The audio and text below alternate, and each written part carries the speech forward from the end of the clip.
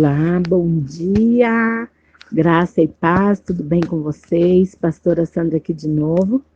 Vamos à nossa leitura de hoje, dia 8 de outubro, e eu quero ler uma palavra com vocês que diz assim: autoajuda ou ajuda do alto? Lá em Salmo 121, o verso 1 e o 2, diz assim: eleva os olhos para os montes. De onde me virá o socorro? O meu socorro vem do Senhor, que fez o céu e a terra. Gente, a psicologia de autoajuda está na moda, né? As livrarias estão entupidas de livros que proclamam que você é forte, você tem a força, que você é capaz. Você é um gigante adormecido. Estamos vendo um ressurgimento do narcisismo. Batemos palmas para nós mesmos e cantamos com entusiasmo a música Quão grande és tu. Só que diante do espelho, fomos contaminados pela síndrome de Laodiceia, sabe?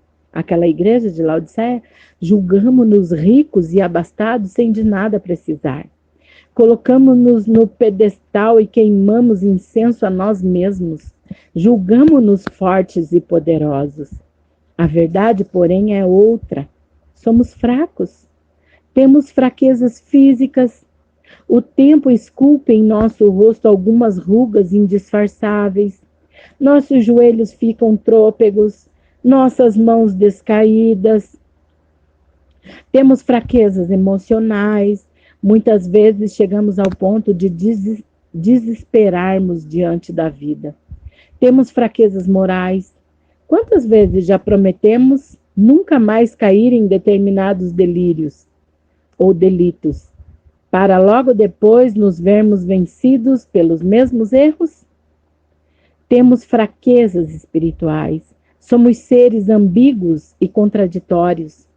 O bem que queremos fazer não praticamos, mas o mal que não queremos, esse fazemos.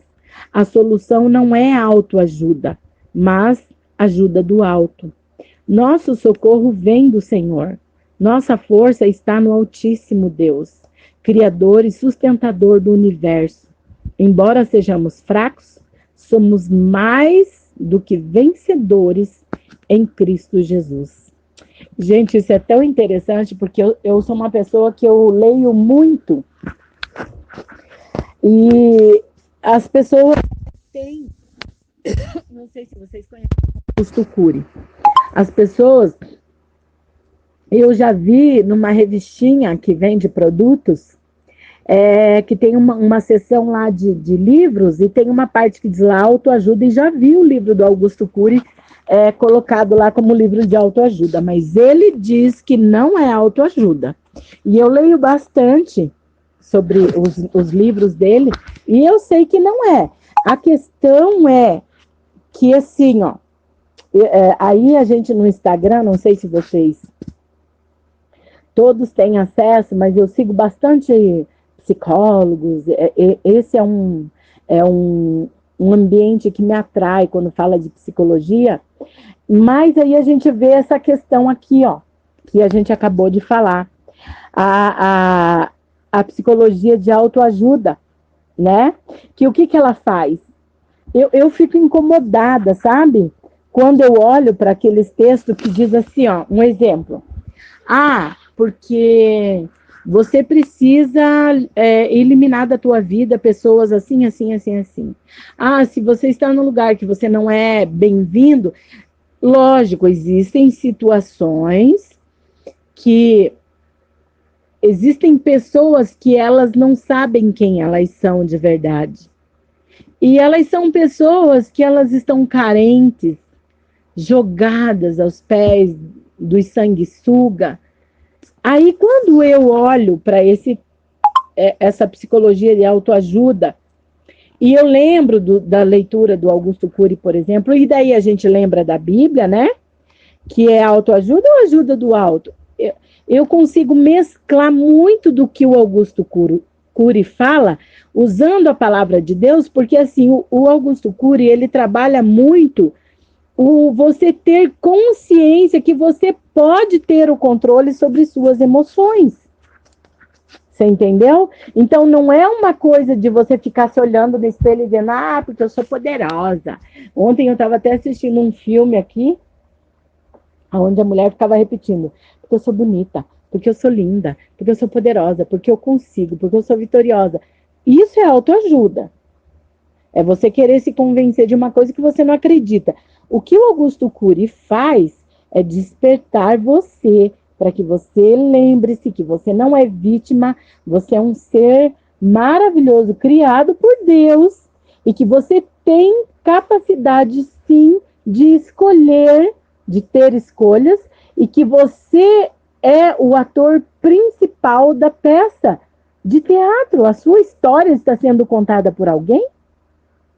Você está sentada na plateia, no palco da sua vida. Quem é você? Né?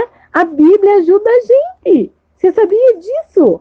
É maravilhoso. Sabe? Quando a gente vê hoje a ciência se rendendo à palavra de Deus. Gente, esses dias atrás eu estava pesquisando sobre inteligência espiritual. É um novo tipo de inteligência que a ciência está reconhecendo, que tem a inteligência, o QI, que eu acho que é inteligência intelectual, que é inteligência emocional, e agora a ciência está admitindo o QS, que é inteligência espiritual. Sabe o que é isso? E eu me lembro do texto que eu li, onde uma filósofa, ela é uma física, a Dana Zohar, e ela diz assim, todos temos um ponto de Deus no cérebro. Gente, a palavra de Deus, é isso que acontece, o povo não estuda Bíblia, o povo não lê Bíblia, o segredo da nossa vitória está na Bíblia. É por isso que Satanás tem um interesse desesperador de querer levar a pessoa para todo tipo de filosofia de vida e que todos os caminhos levam a Deus e criar atalhos para querer chegar em Deus e que todos nós servimos a um só Deus, para desviar a gente da Bíblia, a palavra de Deus.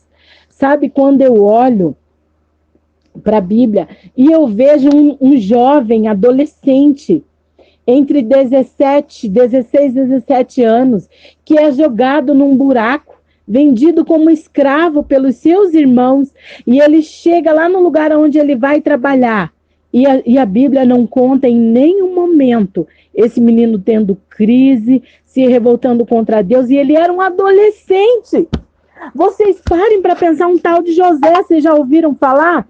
Ele era adolescente, aí ele está lá na casa de Potifar, o homem, a própria palavra de Deus diz que tudo que ele fazia, Deus era com ele, era um menino que tinha vida com Deus, que conhecia Deus, que tinha intimidade com Deus, certamente conhecia, né, toda a palavra de Deus, que naquele tempo era costume, né? O primeiro que um pai ensinava a um filho homem era ele decorar, né? Que era o Pentateuco, que era mais os mandamentos que eram mais usados, e ele tinha um pai que conhecia Deus. Então o pai certamente tinha ensinado para ele, né? Aquilo que sabia sobre Deus e tudo mais. Quem não teve acesso, a gente sabe que as histórias têm pessoas depois, aqueles que estavam antes. Então, assim, quem veio depois tem muito mais história para ler e para se basear, né, na própria palavra de Deus, a Bíblia. Mas, assim, era de relacionamento, eu acredito até que era muito mais de relacionamento com Deus. Então, ele tinha uma boa estrutura, um bom ensinamento em casa. A Bíblia não conta de José, não fala de José dando piti. E aí, quando vem a tal da... Como que era o nome dela? A mulher de Potifar lá, que o Cláudio Duarte fala, mulher de Potifar. Vem tentar agarrar ele, porque a palavra fala que ele era bonito e inteligente, chama atenção, né? O que ele faz? Ele foge. Como que tá essa geração de hoje, gente? Um adolescente de hoje ia resistir a uma situação dessa? Tô para dizer que os homens barbados de hoje, sabe, não conseguem resistir a uma tentação dessa. E olha, eu vou falar para você, são pessoas que conhecem a palavra de Deus, não sabem dizer não para o pecado. Ai, eu caí na tentação, pastora. Ai, de novo, pastora. Não sabe dizer não para o diabo, para a tentação. E a palavra de Deus diz: resistir ao diabo e ele fugirá de vós. É resistir, não é ir lá para provar que é forte, sabe? É resistir. Resista. Deu vontade de ir lá. Ai, deu vontade de fazer tal coisa. Resista, não faça. Um jovem menino que depois é colocado como governador. Por quê? Porque as suas qualidades, o seu comportamento. E quando ele é jogado na prisão, a palavra de Deus diz que ele governava na prisão. Meu Deus, o que nós temos aprendido hoje? Ai, eu posso. Aí isso tem um lado bom, né? Lógico, porque a intenção de quem ensina não é arruinar o ser humano. Só que, por outro lado, a egolatria. A pessoa entra naquela questão assim, que eu sou a melhor. Porque assim, não tem, o ser humano não sabe ter equilíbrio e controle das coisas. E o bom da Bíblia é que a Bíblia ensina a gente a ter equilíbrio. Quando Paulo diz aqui, nesse o mal que não queremos, esse fazemos, né? O bem que queremos fazer, não praticamos, mas o mal que não queremos, esse fazemos. Quando a gente está na carne, porque é usado aqui, inclusive, aleatoriamente, aqui nessa palavra de hoje, mas se você ler o texto e o contexto, você vai ver que Paulo estava falando de que isso acontece com a gente quando não está vivendo uma vida guiada pelo Espírito Santo de Deus. Porque, inclusive, é a mesma sequência, ele está ali falando sobre carne e espírito. Você vai ver que depois ele vai falar: vivam no Espírito. Se vocês viverem no Espírito, vocês não vão satisfazer os desejos da carne. A carne, ela pende para esse lado. Porque eu sou a boa, eu sou a melhor. E aí, você sabe o que tem acontecido? O absurdo. Esse negócio da autovalorização, o que acontece? O ser humano não sabe ter equilíbrio. E aí, assim, vou dar um exemplo, posso falar porque eu estou nessa classe de quem está acima do peso. O que a gente vê hoje, meninas acima do peso, que elas são motivadas, não, você é gostosa, você é bonita, você, perdoem aqui a palavra, mas é isso mesmo, que a gente vê todo dia nas redes sociais, porque você é poderosa, porque você é capaz. Aí leva a essas jovens de hoje a cometer a vulgaridade e o ridículo. Porque a pessoa vai querer fazer coisas que ela vê a outra fazendo, mas que não é porque a outra pode ou não posso. É porque realmente existem situações que a gente tem que ter o bom senso. Mas com esse supervalorização do eu, sem equilíbrio, leva as pessoas a cometerem o ridículo, a cometerem atrocidades. A pessoa, ela vai para um nível que não tem equilíbrio, do eu posso tudo, eu posso o que eu quiser, e ela vai passando por cima de outras pessoas, e ela vai passando por cima de princípios, por cima de valores, e não estou aqui em nenhum momento falando de uma questão de preconceito, não, porque eu sou uma pessoa que eu motivo as pessoas, você sabia?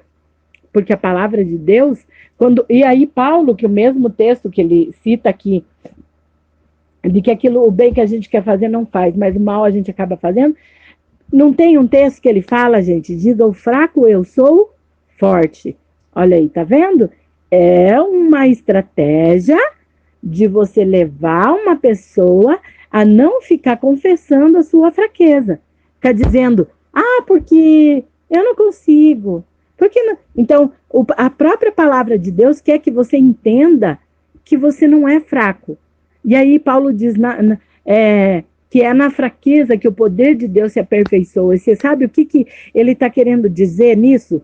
Que quando você reconhece que você é fraco, nem sempre é ruim isso. Por quê? Porque você precisa entender que quando você não está no controle, quem assume o controle é Deus, é o Espírito Santo. Por isso que ele diz, digo fraco, eu sou forte. Eu posso todas as coisas naquele que me fortalece. Aí ele conta, né, o exemplo que ele apanhou, ele passou fome, ele passou frio, sofreu naufrágio, ele foi preso, né? Quantas coisas. E ele estava ali para contar a história. Então, quando ele olha para o passado, ele diz, eu venci, gente. Nós podemos todas as coisas naquele que me fortalece. Então, essa ajuda do alto, ela vem sim para curar o seu eu.